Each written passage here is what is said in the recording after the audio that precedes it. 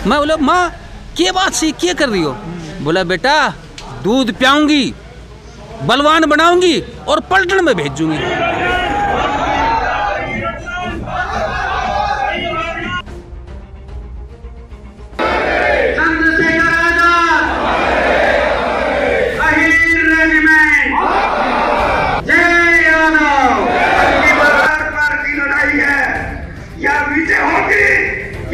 तो भाई हम तो ची नभ में भेज दो, ची थल में भेज दो, ची पताल में भेज दो, ची जल में भेज दो, बिना हथियारों के भी लड़ लेंगे, बिना उसके भी, लेकिन टाइटल दे दो भाई, नाम चाहिए दे पे टाइटल जी। बस ठंडी बर्फ को हमारा जो गर्म खून है वो पिघला जाता है। और आर्मी में हमें दमदार बंदे चाहिए। दमदार बंदे कहाँ हैं? अहीरों में हैं। अहीर ज़्यादा अपनी भागीदारी कैसे निभा पाएंगे सेना के अंदर जब उनकी अब रण होगा और युद्ध बड़ा भीषण होगा। नमस्कार, आप देख रहे हैं स्टेट न्यूज़ हरियाणा और मैं हूं अमित अमन यदुवंशी। आज हम एक बार गोकलगढ़ गांव के अंदर पहुंचे हैं और मुद्दा वही पुराने वाला अहीर रेजिमेंट। तो यहां पे हमारे साथ आज मौजूद हैं राव अजीत जी, जो कि इस मुद्दे को काफ़ी दिनों से उठाते रहे और आज ही के दिन हम महेंद्रगढ़ में भी यादव सभा के अंदर वहाँ पे पहुँचे थे और वहाँ पे भी इनकी जो मीटिंग्स थी वो चल रही थी। तो आज पूरे दिन का जो प्रकरण है वो इन्हीं से हम जान लेते हैं। सर, सबसे पहले तो आप ये बताएं कि वहाँ पे आप जो गए थे तो वहाँ पे क्या मीटिंग थी और यहाँ पे आने के बाद में क्या मुद्दा है? देखिए, वहाँ पे जो महेंद्रगढ़ में था वो तो वहाँ उस इलाके की सरदारी जी, जो अहीर रेजिमेंट का मोर्चा चल रहा है खेड़की दोला में, उसके समर्थन के लिए, उसके प्रचार के लिए आई हुई थी। यहाँ पे जो हमारे अमर शहीद राव बाल किशन, शेर का बच्चा शमशेर बहादुर, उनकी आज जो शहीदी दिवस के रूप में, उनको श्रद्धांजलि के रूप में यहाँ लोग इकट्ठे हुए, क्योंकि ये गोकलगढ़ हमारी ऐतिहासिक राजधानी वीरभूमि अहिरवाल की, और वो यहीं इसी धरा के सुपुत्र वीरपुत्र थे। तो जो है उनको अपने पुरखों के शौर्य और बलिदान को याद करते हुए हमने इस सभा का आयोजन किया। इनको आज राव अजीत जी को पूरा देश जान रहा है, हर आदमी इनके बारे में चर्चा कर रहा है, क्योंकि इनकी जो भाषा है, जो बोली है, वो सबको भा रही है। तो इनसे हम उसी चीज़ों के बारे में एक बार जानने की कोशिश करेंगे कि आखिर जो रेजिमेंट का मुद्दा है, आपने अभी उनको कहा कि अहीर का बच्चा, शेर का बच्चा, या जो भी आपने अभी कहा, उसका क्या तात्पर्य है? देखिए, राष्ट्रभक्ति जी और शौर्य ये हमारे डीएनए में आ गया। ये जो वीरभूमि अहिरवाल है, यहाँ पानी की बहुत कमी, अर्धमरुभ स्थल है जी। लेकिन हमारे पुरखों ने उस पानी की कमी को अपने खून और पसीने से भरपाई कर दिया। खून पसीने का मतलब जो शांति का काल होता है उसमें हम पसीना बहाते हैं अपने खेत के अंदर जी। और जब युद्ध काल होता है राष्ट्र हित के लिए, फिर हम अपना मातृभूमि के लिए खून बहाते हैं जी। तो ये जो शेर का बच्चा शमशेर बहादुर थे, ये 1739 में जब नादिर शाह देश के ऊपर चढ़ाया था, तो आह्वान हुआ कि भाई हिंद के सारे वीर आ जाओ और जो बाहर आक्रमणकारी आया उसको पीछे धकेल लो, मातृभूमि की रक्षा करो आन बान शान की। तो राव बाल किशन जी जो यहाँ के इस रेवाड़ी रियासत अहिरवाल के जो नायक थे, राजा थे, उन्होंने अपने 5000 शूरवीर हीरों को इकट्ठा किया जी। और शमशीरें लेके और करनाल के मोर्चे पर अड़ गए। अब बदकिस्मती से क्या हुआ कि मुगलिया फौज का सेनापति अपने सेना के साथ वहाँ से डर के मारे भाग खड़ा हो।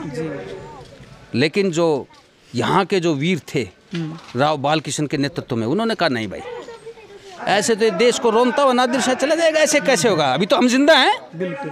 और फिर उन्होंने जब शमशीरें खोली और लोहे से लोहा भजा, नादिर शाह को पसीना आ गया, सर कटते गए, घोड़ों की लाशें, हमारे शूरवीरों की जो है सर, और चारों तरफ खून की नदियाँ। लेकिन जब तक अंतिम आदमी जीवित था तब तक वो शमशीर चलाता रहा। और एक ऐसा वक्त आया कि शेर बच्चा शमशेर बहादुर राव बाल किशन अपने शूरवीरों के साथ वीर गति को प्राप्त हुए और वीरों के आसन में जाके इंद्र सभा में विराजमान हो गए। फिर जब वो नादिर शाह जीत के बाद दिल्ली पहुंचा तो मुगल बादशाह से बोला, यार भाई वो वीर पुरुष कौन था? बोला जी वो राव बाल किशन थे वीरभूमि अहिरवाल से। बोला आपको एक चीज़ बता देता हूँ, अगर आपकी बाकी फौज उस वीर की तरह मुकाबले में खड़ी रहती तो आज मुझे दिल्ली देखना नसीब नहीं होता। तो ये एक सच्ची श्रद्धांजलि थी दुश्मन की जो है अपने प्रतिद्वंदी के प्रति। भाई देखो अपनी अपनी बड़ाई तो सब कर देते, लेकिन असली बड़ाई वो है जो दुश्मन करे। और नादिर शाह ने कहा भाई इस शूरवीर के जो है उसकी होड़ नहीं थी। फिर तो बस जो है इलाका जो है उनकी शूरवीरता को उसी दिन से जो आला के रूप में गाने लग गया। तो एक कहावत हुआ करती, हमने बुजुर्गों को सुनी थी कि भाई बादशाह ने पिटवा दिया ढिंढोरा और शेर के साथ लड़े राव साहब का छोरा। तो ये जब हम सुनते हैं ना, हमारा सीना चौड़ा हो जाता है कि भाई हम वो नस्ल हैं जिनके पुरखों ने नादिर शाह को अपनी तलवारों के जोर पर रोक रखा था करनाल के रण खेतों में। तो आज उनको श्रद्धांजलि दी, पुरखों को श्रद्धांजलि दी, इस माथा टेका, ये जो गोकलगढ़ जो हमारी वीर भूमि है, हमारी ऐतिहासिक राजधानी है, और उनको नमन किया और साथ में अहीर रेजिमेंट का प्रचार भी कर दिया। सिर्फ पहली बार भी ऐसा नहीं हुआ और आखिरी बार भी ऐसा नहीं हुआ जो आपने बोला कि दूसरे ने आपकी वहाँ पे बढ़ाई की हो या आपके बारे में अच्छा बोला हो। 1962 में भी तो बोला गया। बिल्कुल, 1962 में तो बल्कि और क्रूर दुश्मन था। चीनी तो अपनी क्रूरता के लिए फेमस थे जी।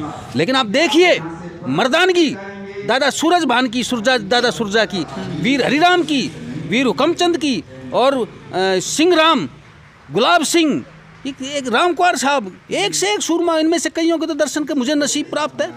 आप ताजुब करोगे कि जब वो गिरे रणभूमि में, वीर गति को प्राप्त हुए, तो चीनियों ने उनको इतना सम्मान दिया, लाश को जो कंबल पे लिटाया, कंबल से ढका, यहाँ लिखा ब्रेव, और संगीन जो टांगी उनके सिराने, और आपको ताजुब ऐसे 8 लोगों के साथ किया। औरों के साथ भी कर सकते थे, लेकिन शायद उस जमाने की रणभूमि में इतनी चीज़ें उपलब्ध नहीं थी। आप ये बताओ, आज़ाद मुल्क का छोड़ो, कभी भी ऐसा कब मौका है कि क्रूर दुश्मन आपकी मर्दानगी को सलाम दे रहा है, सलूट कर रहा है जी। तो क्या सेना को और इस देश को आज तक समझ नहीं आई उनकी वीरता? भाई यही तो विडंबना है। देश के सच्चे बेटों के प्रति इतनी जो है, मैं कहता हूँ उनका डिस्क्रिमिनेशन, उनकी इतनी अवहेलना, उनके साथ इतना भेदभाव। अरे हम क्या हैं भाई, हम तो एक स्लोगन जानते हैं, तो आप कहीं पे भी ले जाओ, राष्ट्रहित सर्वोपरि, जननी जन्म भूमिश्चय स्वर्गादपि गरियसी। ये जो है, ये तो हमसे, हमारा कोई आदमी अनपढ़ भी हो ना, उसको भी ये श्लोक याद है कि भाई जननी और जन्मभूमि इससे बढ़कर तो कुछ भी नहीं है। और इसलिए जब भी राष्ट्र के ऊपर संकट आया, चाहे वो तैमूर चढ़ के आया हो, चाहे नादिर शाह चढ़ के आया हो, चाहे भाई चीन चढ़ के आया हो, चाहे पाकिस्तान, हरावल में लड़े हैं यहाँ के योद्धा। हमने रेजांगला के मोर्चे पे आखिरी दम तक लड़ाई लड़ी, हमने करनाल के मोर्चे पे लड़ी, हमने 1857 में नसीबपुर में, जो 1857 की जो महानतम लड़ाइयों में, वो नसीबपुर की लड़ाई थी, जहाँ 7 से 8 हज़ार योद्धा जूझ गए। तो ऐसी देशभक्त कौम, ऐसी जोरावर कौम, अगर उसके साथ आज भी न्याय नहीं हो रहा, तो भाई ये तो इस देश का दुर्भाग्य है, इस देश की फौज का दुर्भाग्य है कि भाई अपने वीर पुत्रों को अनदेखा मत करो जी। उनको और कुछ मत दो, हमें कोई पारितोषिक नहीं चाहिए, कंधे पे नाम दे दो भाई। इससे हम कोई माड़ा थोड़ी मांग रहे, कोई ज़मीन के टुकड़े थोड़ी, कोई जर थोड़ी मांग रहे हैं। हम तो कह रहे हैं सिर्फ और सिर्फ हमारे पुरखों के बलिदान को, उनको श्रद्धांजलि देते हुए कंधे पे टाइटल जी अहीर दे दो। अच्छा, आज के संपेक्ष में अगर मैं बात करूं, तो क्या उस वीर बहादुर, जो आपने कहा कि इतने बहादुर, इतनी बहादुर को, तो क्या कहीं आज खून का पानी तो नहीं बन गया कि लोग वहाँ पे बैठे इंतजार कर रहे हैं और लोग पहुँच नहीं रहे? नहीं, ऐसा नहीं है। मैं तो बल्कि यहाँ के ही बोलता हूँ, ये वीर धरा है, महावीर चक्र विजेता चमन सिंह यादव 1971 के जो है योद्धा जी।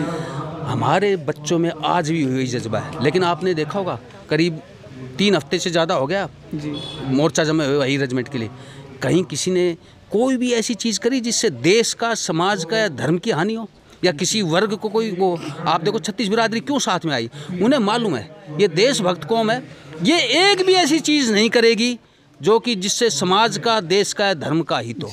इसलिए बिल्कुल लोकतांत्रिक मूल्यों में पूरी आस्था रखते हुए सिर्फ और सिर्फ लोकतांत्रिक रूप से धरना दिया जा रहा है। 3 राज्यसभा में हमारे मान्यवर जो है उन्होंने आवाज़ उठाई, बिल्कुल। माननीय मुख्यमंत्री जी, हरियाणा सरकार ने डेलीगेशन बुलाया था।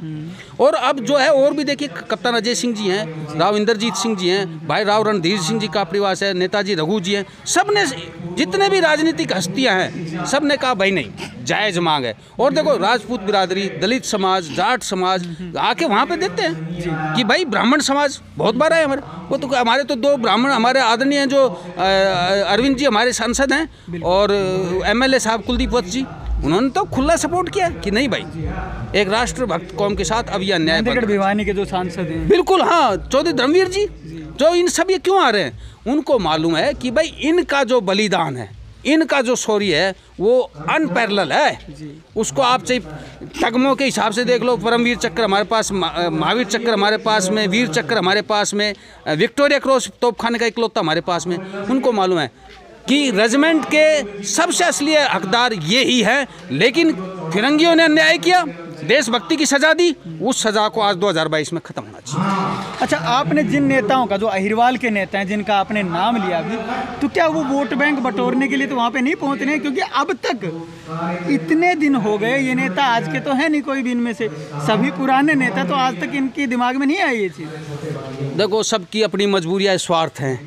हम तो इस चीज़ में उम्मीद कर रहे हैं भाई, गुड़ ना दिया तो गुड़ सी बात तो कर ली कम से कम, पर ये इनसे ज़्यादा उम्मीद करते हैं। ये हमारी सरदारी कर रहे हैं, राजनीतिक सरदारी, देश की सर्वोच्च पंचायत में हमारी नुमाइंदगी करते हैं, हमारी विधानसभा में हमारी नुमाइंदगी करते हैं, और कईयों ने तो हक अदा भी किया है। भाई राव लक्ष्मण सिंह जी ने तो बाकायदा जो है, और चिरंजीव राव जी ने तो वहाँ जाके बोला भी है विधानसभा में। तो हम इनसे और ज़्यादा अपेक्षा करते हैं, क्योंकि देखो, इनको हमने लोकतांत्रिक व्यवस्था के तहत जिम्मेवारी दी है। जिम्मेवारी क्या दी है कि भाई एक चैनल है लोकतंत्र में, तो उस चैनल के, प्रॉपर चैनल के थ्रू हमारी आवाज़ उठाया जाए। तो ये इनको हम और इनसे उम्मीद करते हैं। हम सिर्फ चिट्ठियों से या उनकी हाजिरी से ज़्यादा खुश नहीं है, ठीक है, उनका साधुवाद, उनका धन्यवाद, लेकिन हम इनसे, क्योंकि ये हमारे सबसे जो मोजिज लोग हैं, तो हम इनसे ज़्यादा उम्मीद करते हैं कि भाई खुल के आओ। अगर मांग नाजायज़ हो, बिल्कुल हमारा साथ मत दो। अगर देश का हित हो रहा तो बिल्कुल साथ मत दो। अगर समाज का हित है, बिल्कुल साथ मत दो। अगर धर्म का हित है, बिल्कुल साथ मत दो। लेकिन आपको लगता है कि देश सेवा के लिए, देश पे मरने का अगर हक मांग रहे हो और वाजिब है, तो भाई फिर तो जो है अपनी मुट्ठी खोल के, जबान खोल के, सीना चौड़ा करके बोले भाई थारा समर्थन से अहीर रेजिमेंट जरूरी है। अच्छा, अब तो खून से पत्थर भी लिखे जा रहे हैं, और ना सिर्फ एक जगह से, जगह जगह हम देख रहे हैं, अलवर साइड भी, या अगर बात करें महेंद्रगढ़ की भी, खेड़ की दोला के आसपास का जो गुड़गांव का एरिया, वहाँ से भी, और यूपी तक से यहाँ पे लेटर आ रहे हैं। लोग पैदल भी जा रहे हैं या दौड़ते भी पहुँच रहे हैं। तो अब भी अगर जो युवा नहीं जागा है या जिसको नहीं पता है, तो उसको क्या आह्वान करें? देखिए, एक कहावत है, जिस और जवानी चलती है उस और ज़माना चलता है। तो हमारा युवा तो जाग गया है। मेरे को बस एक थोड़ी सी कष्ट बहुत होता है, इनका इतना जज्बा है, उस जज्बे में ये अपने खून से जो है चिट्ठियाँ लिख रहे हैं। मेरी एक इच्छा है, ये खून चिट्ठियों पे नहीं बहे, देश के लिए बहे, सीमाओं पे बढ़े, दुश्मनों को मारने के लिए बहे। वो हमारी इच्छा है, और वो इच्छा तभी पूर्ण होगी जब रेजिमेंट बनेगी। क्योंकि भाई हमारी तो हिस्सेदारी नहीं, हमारा युवा तो बेचारा ऐसी हांड रहा है, कहता है देश के लिए मरना चाहता हूँ, माँ बाप दूध दही खिला के तगड़े करती हैं, दंड पेलता है, गांव में वो जो है कुश्ती की वर्जिश करता है, और फिर जब भर्ती होने गया बोलो भाई अहीर की वैकेंसी नहीं, या इतनी सी वैकेंसी है, वैकेंसी 2, कैंडिडेट 2 लाख।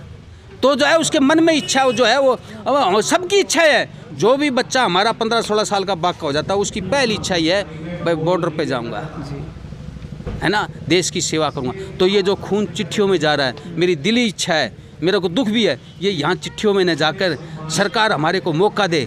हम जो है चीन के जो डोकलाम में भेज दे, हमारे छोरे क्या फर्क पड़ रहा है, गलवान में भेज दे। अरे जब जो रेजांगला में -18 डिग्री पे छोरे 18,000 फीट की ऊंचाई पे लड़ लिए, गलवानी केस है डोकलाम के, कि जहाँ जरूरत हो, नेफा में, अरुणाचल में, कहीं पे भी इच्छा हो, ये मारे छोरे ची आकाश हो, ची पाताल हो, ची जमीन हो, ची बाड़ू रेत हो, ची हिमालय की सफ़ेद बर्फ हो, छोरे लड़ेंगे। क्यों? खून गर्म है भाई, नस्ल गर्म खून रखती है, लड़ाका है, मार्शल कौम है। तो जो है अब वक्त आ गया है कि देश इस कौम की, राष्ट्रभक्त कौम के, जो एक सजा काला पानी के अंग्रेज दे गए थे 57 में, उसका आज खात्मा हो। एक मियाद तो होती है, उस मियाद को पूरा करें, और भाई अब सम्मान के रूप में, हमारे बुजुर्गों के शौर्य के श्रद्धांजलि के रूप में कंधे पे नाम अहीर रख दे। आपने अभी बताया कि यहाँ इस इलाके के लोग कहीं भी लड़ सकते हैं, वही हाल 1962 में भी था। यहाँ के लोग, और जो माइनस डिग्री में वहाँ पे टेम्परेचर होता है, -10 से ऊपर ही चला जाता है ज़्यादातर, तो उस जगह पे लड़े। तो यहाँ पे ऐसी क्या खास बात है कि वहाँ पे भी लड़ लिए? देखिए, यहाँ जो अहीरवाल है ना, सदियों से हम, जब भी दुश्मन ने आक्रमण करा, इस तरफ से करा, दिल्ली पास में है, तो आक्रमण को किसने रोका? हमने रोका, हमारे बुजुर्गों ने रोका। तो हम जो है लड़ने की प्रवृत्ति होगी। फिर दादा कृष्ण के वंशज है, दुनिया का श्रेष्ठ सेनापति कौन? दादा कृष्ण। वैसा तो कोई सेनापति हुआ ही नहीं। और फिर जो उन्होंने ज्ञान दिया, और आप देखिए हमारा जो इलाका है अर्धमरुस्थल है ना, आपको जान के ताज्जुब होगा, नेवी के जो 2 पहले महावीर चक्कर थे, एक ईस्ट में एक वेस्ट में, जो है कराची को फूंक दिया था वीर बबरू भान सिंह, उनको MVC महावीर चक्र मिला। और इस गोकलगढ़ की वीर धरा के पुत्र चमन सिंह यादव को जो है बंगाल की खाड़ी में महावीर चक्र मिला। तो आप देखो योद्धा कैसा, जहाँ पानी नहीं वो जल में लड़ रहा है। हमारे यहाँ ज़्यादातर योद्धाओं ने रेजांगला के तो सफ़ेद पहाड़ी जो बर्फ़ देखी नहीं थी, और PT शूज़, लत्ते नहीं, हथियार नहीं, लेकिन भाई नस्ल थी, DNA था और गर्म खून था। तो बस ठंडी बर्फ़ को हमारा जो गर्म खून है वो पिघला देता है। गुत्थम गुत्था की लड़ाई में हमारे जो बुजुर्ग थे उनने जो है ना आज तक का जो सबसे स्वर्णिम अध्याय वीरता का देश के में सन 47 के बाद, वो हमारे बुजुर्गों ने उस बर्फ़ पे लिख दिया अपने खून से। अब आप बताओ कि हम कहाँ नहीं लड़ सकते? राजस्थान के मरुस्थल में हम लड़े, 13 कुमाऊँ के जो BOP 638 पे जैसलमेर के मोर्चे पे, पहाड़ी जो हिमालय के ऊपर रेजांगला में लड़े, और जो पहाड़ी थी हाजी पीर की, हमारे जो राव अर्जुन सिंह जी थे सेना मेडल, अपने अहीर छोरों को लेके पठानों के ऊपर चढ़कर गुत्थम गुत्था की लड़ाई में हरा दिया, और महावीर चक्कर 2 पानी में हमने जीत लिया। तो फिर हम बचे कहाँ भाई? और एक महावीर चक्कर हमारा जो है नाथुला में ब्रिगेडियर राय सिंह जी कोसलिया। तो भाई हम तो ची नभ में भेज दो, ची थड़ में भेज दो, ची पताल में भेज दो, ची जल में भेज दो, हमारा काम लड़ना है देश के लिए।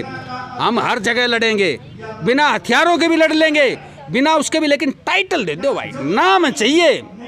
हथियार तो क्या है, ये हाथ दिए राम जी ने, इनसे लड़ लेंगे गुत्थम गुत्था, ठीक है ना। लेकिन भाई कोई ना कोई तो मोटिवेशन होना चाहिए ना। महाराज जवान किसके लिए लड़े? वो कहेगा भाई नाम अहीर के लिए लड़ रहा हूँ, नाम नमक निशान के लिए लड़ रहा हूँ। तो अब जो है मेरी ये गुजारिश है ख़ास तौर से हमारी फौज से कि भाई जो देशभक्त कौम है उसके साथ इंसाफ हो।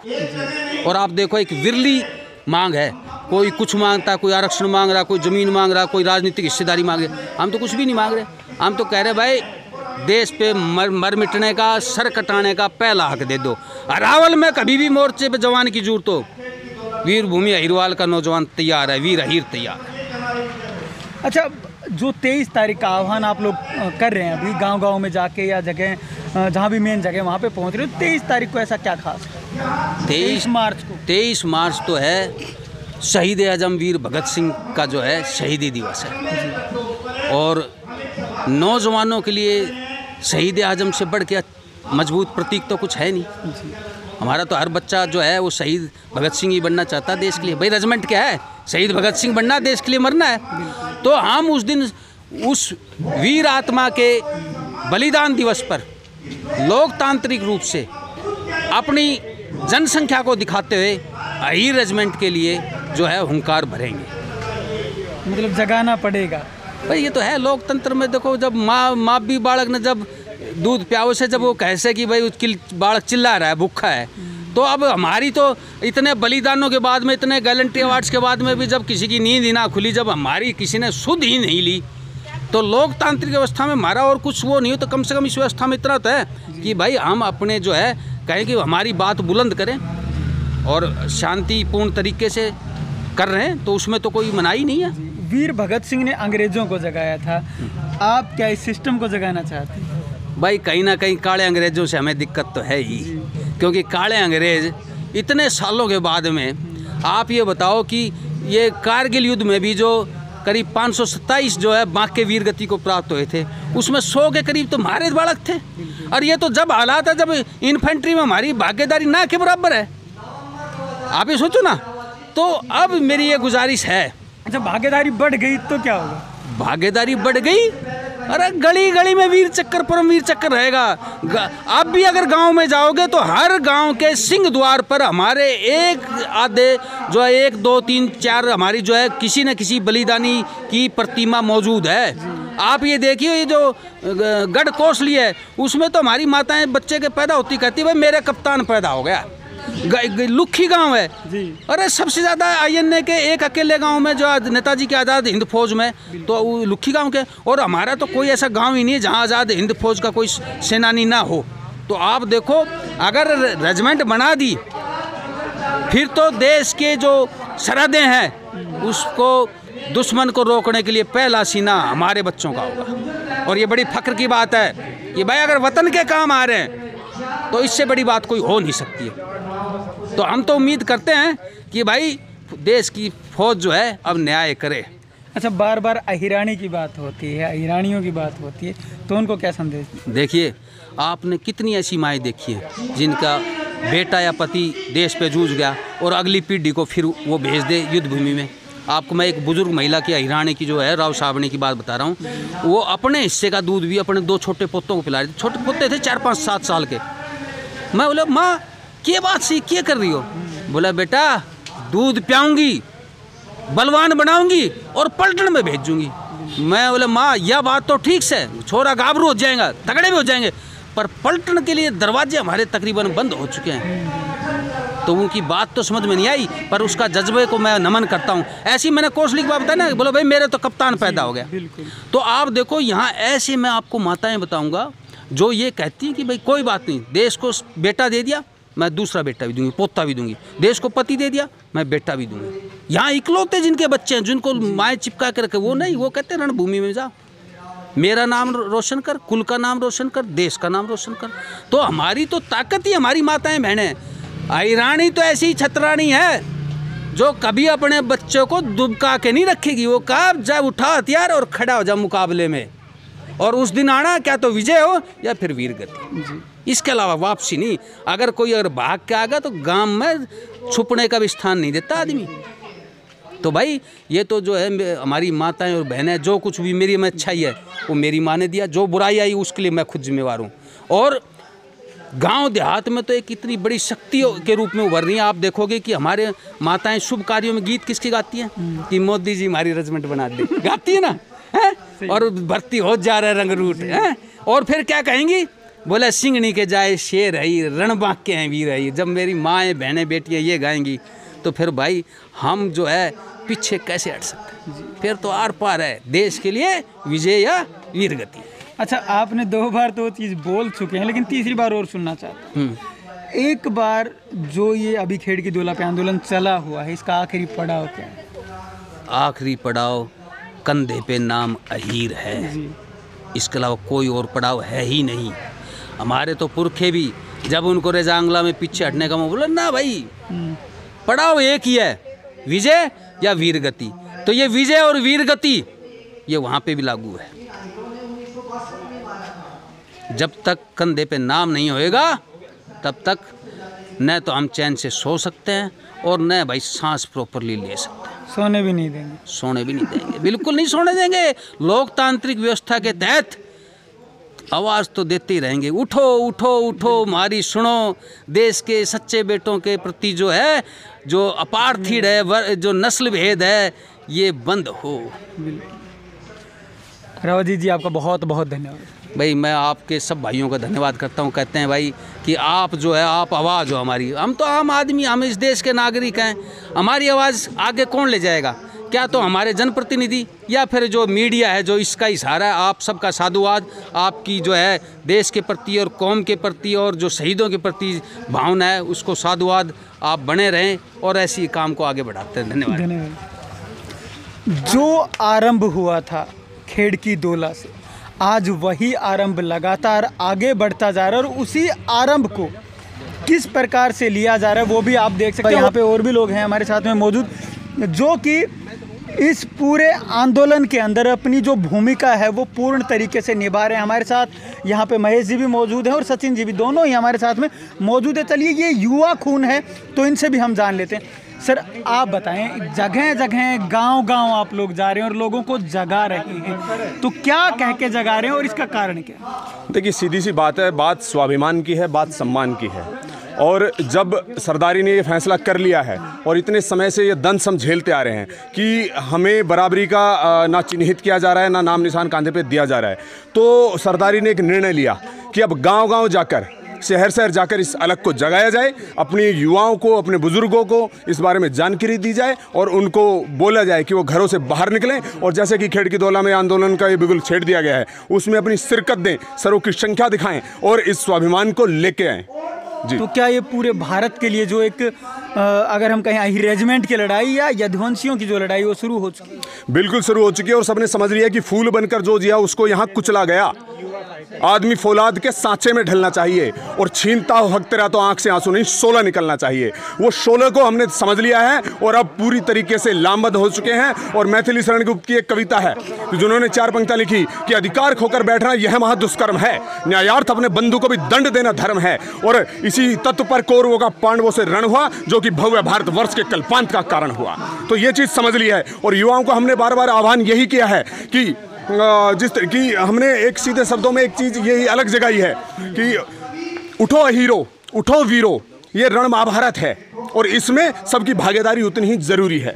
और जब तक हम आगे नहीं आएंगे तो हमें वो नाम निशान वो हम उससे वंचित रह जाएंगे। और हर हाल में ये बिल्कुल डिसाइड हो चुका है, बिल्कुल ये पूर्ण रूप से चिन्हित कर लिया है कि जब तक नहीं बैठेंगे, जब तक नहीं रुकेंगे, जब तक नाम निशान हम कांधे पर ना ले लें। माताओं बहनों को क्या कहेंगे कि वो अपने जो बच्चे हैं उनको आगे कैसे दें? माताएं बहनें बहुत बहुतायत में निकल रही हैं और जागृति, मैंने दो बातें मैं हमेशा कहता हूं, एक जागरूकता और एक जागृति। जागरूकता वो कि अहीर रेजिमेंट के बारे में वो माताएं हमारी बहनें जान रही हैं कि आखिर ये मुद्दा है क्या, ये हक की मांग, जायज़ मांग ये है क्या। और जागृति ये है कि जिन्होंने इसको जान लिया है, आपने देखा होगा पुनशिका रेवाड़ी में भी हमारी मातृशक्ति बहुतायत में बैठी हुए हैं और अपने लोकगीतों के माध्यम से जो उन्होंने रेजिमेंट के ऊपर भी लिखे हैं उसके माध्यम से अलग जगाए हुए हैं। तो उन्होंने अपने बच्चों को भी घरों से निकालना शुरू कर दिया है कि आओ और रण के मैदान है ये और इसमें सरों की संख्या बढ़ाओ और जब तक मत रुको जब तक नाम निशान कांधे पर ना ले लो। तो अब रण होगा, अब रण होगा और युद्ध बड़ा भीषण होगा। युद्ध ये कवि दिनकर जी ने कहा था कि अब रण होगा और युद्ध बड़ा भीषण होगा। तो ये हमने सोच लिया है और हम इसमें ना रुकेंगे ना थकेंगे और किसी भी तरीके से इसको हम नाम निशान को हम कांधे पर लेकर रहेंगे। अंत में मेरा यही कि मैंने जो मैं स्टेट न्यूज़ के माध्यम से, चैनल के माध्यम से, कि याद करो रण महाभारत कुरुक्षेत्र के मैदान को, सृष्टि के रखवाले उस श्री कृष्ण के गीता ज्ञान को, जागो यदु श्रेष्ठ, अब नींद के घोड़े तोड़ दो और जो नींद के घोड़े तोड़ दो और अहीर रेजिमेंट के लिए तुम एक अलग ही मोड़ दो कि ये फिर से भारत में यदुवीर अहीर का कोई बच्चा बेनाम नहीं होगा और कदम कदम पर घायल अपना ये सम्मान, ये स्वाभिमान नहीं होगा। बहुत बहुत धन्यवाद सर, आप एक बार इधर आए। मैं आपको बार बार सुन रहा हूँ और आप अपने जो भाषण हैं, जो स्पीचेज हैं, उनके अंदर बार बार कहते हैं कि हमारे 26 करोड़ जो यादव हैं वो सर देने के लिए तैयार हैं। महाभारत से लेकर आज तक जब भी इस देश को, इस धरा को हमारी ज़रूरत पड़ी है, चाहे वो धर्म की स्थापना हो या माँ भारती को बचाने के लिए कोई भी युद्ध हमने लड़े हों, पहली कतार में रहकर वीर हीरों ने बलिदान दिया है, अपने सर दिए हैं। आज भी कभी भी रात को अगर किसी सोते हुए अहीर को भी आप ये पूछ लोगे ना कि भाई लड़ाई छिड़ गई है, बॉर्डर पे जाना है, वो कुछ नहीं सोचेगा, चुपचाप अपनी चप्पल और अपने कपड़े पहन के चल देगा कि भाई लड़ने चलना है, माँ भारती खतरे में है, लड़ने चलना है, युद्ध करने चलना है, माँ भारती को बचाने के लिए चलना है। जी। तो भारतवर्ष का जो युवा है उसको क्या संदेश है, क्या कहना चाहेंगे कि अब जो ये आंदोलन है वो किस पड़ाव पर है और कहाँ लेकर जाना है? 36 बिरादरी के सारे जो युवा हैं भारतवर्ष के, मैं उनसे यही कहूँगा कि अहीर रेजिमेंट सिर्फ अहीरों का मुद्दा नहीं है, अब ये उनका भी मुद्दा है। क्योंकि वो भले ही कोई और प्रोफेशन चूज़ कर ले, कोई कुछ बन जाए, लेकिन आर्मी की ज़रूरत तो हमेशा होगी और आर्मी में हमें दमदार बंदे चाहिए। दमदार बंदे कहाँ हैं? अहीरों में हैं। अहीर ज़्यादा अपनी भागीदारी कैसे निभा पाएंगे सेना के अंदर? जब उनकी रेजिमेंट होगी। मैं युवाओं को यही संदेश देना चाहूँगा कि जैसे हो सके, अगर वो खुद ना आ सके तो सोशल मीडिया के माध्यम से, अपने आर्टिकल्स के माध्यम से हमारा सपोर्ट करें हम बलिदान को भूल कैसे गए, क्योंकि बार बार सुनने में आता है कि वो बलिदान जो आज़ादी से पहले भी था और आज़ादी के बाद भी रहा है, आज तक रहा है, तो वो बलिदान भूल कैसे? बलिदान और इतिहास यादवों का जो रहा है वो एक षड्यंत्र के तहत हमसे भुलवाया गया। मुग़लों ने, सुल्तानों ने, कुछ थोड़े बहुत हमारे ही लोगों ने, अंग्रेज़ों ने, क्या अपनों ने अपनों से गद्दारी की? ज़रूर की। हमेशा ये हर युग का रूल रहा है कि अपने ही गद्दारी करते हैं।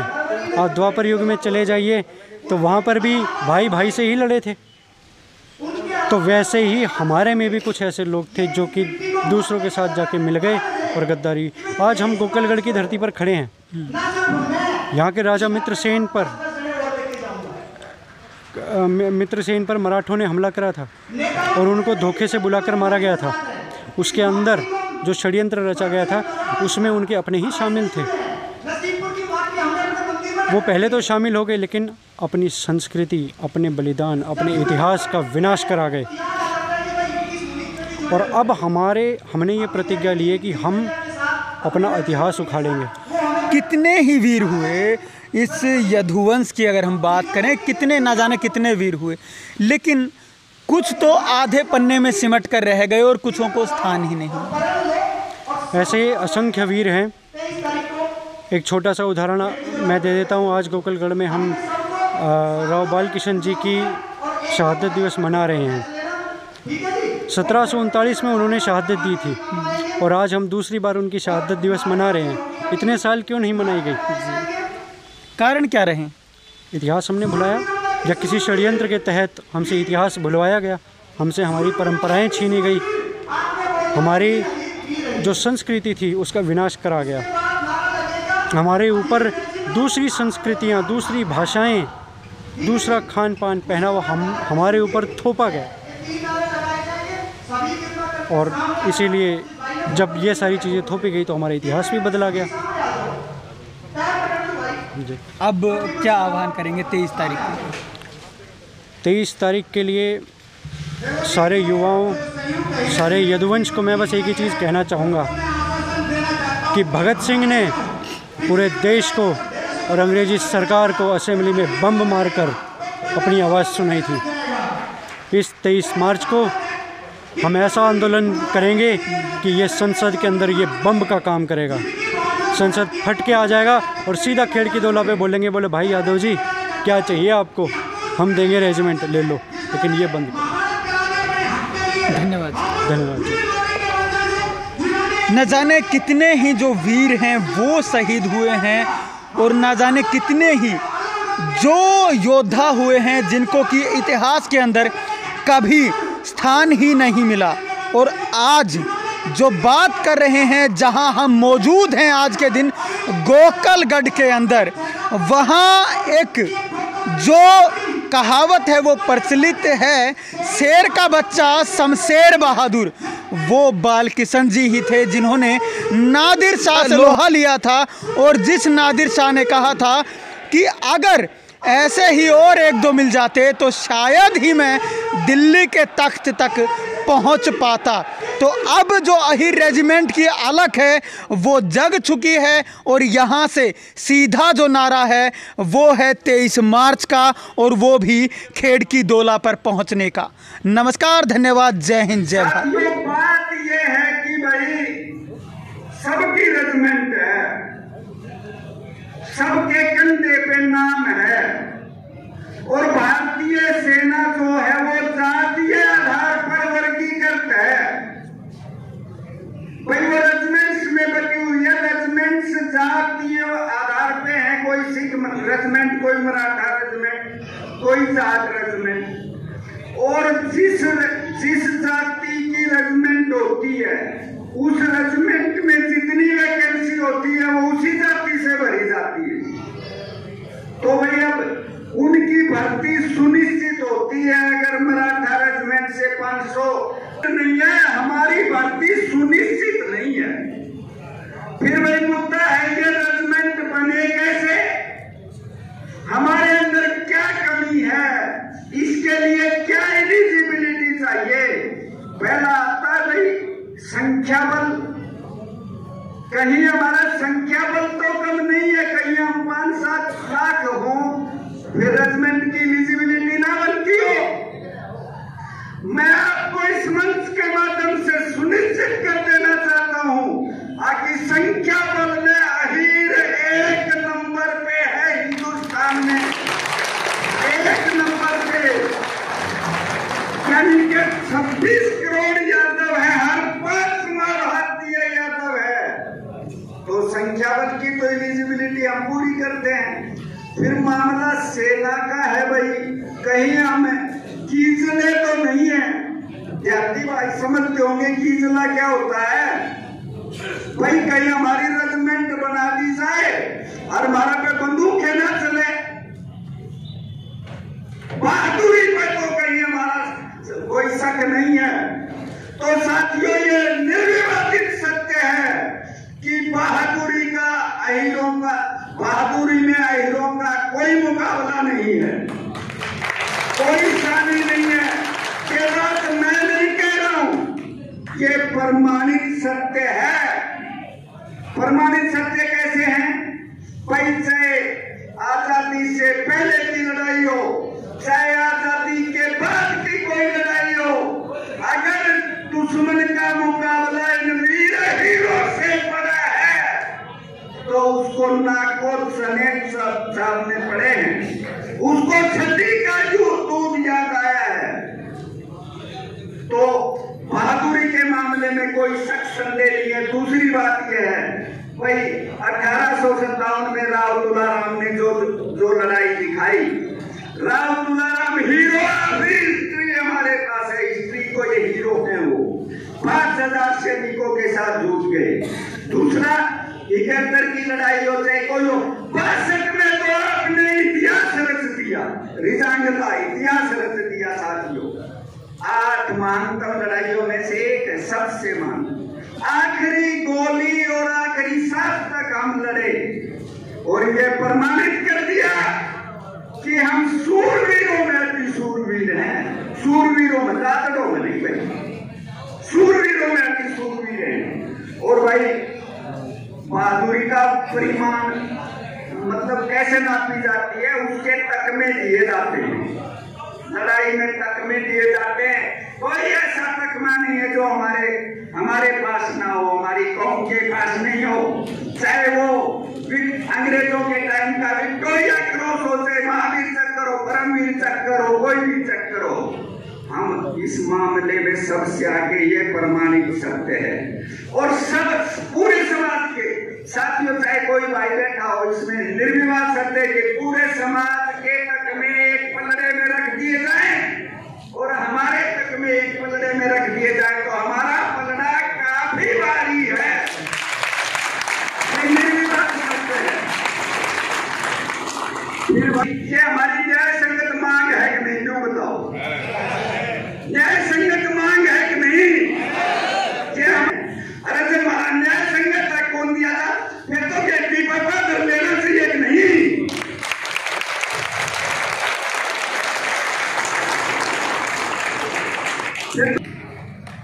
खेल की तुलना में पैसे कई कहते 5 लाख इकट्ठे हो जाएंगे तो यूं हो जाएगा भाई, गिनती ना हो किसी में, गरी ना हो, गरी ना रहे खेल की तुलना में।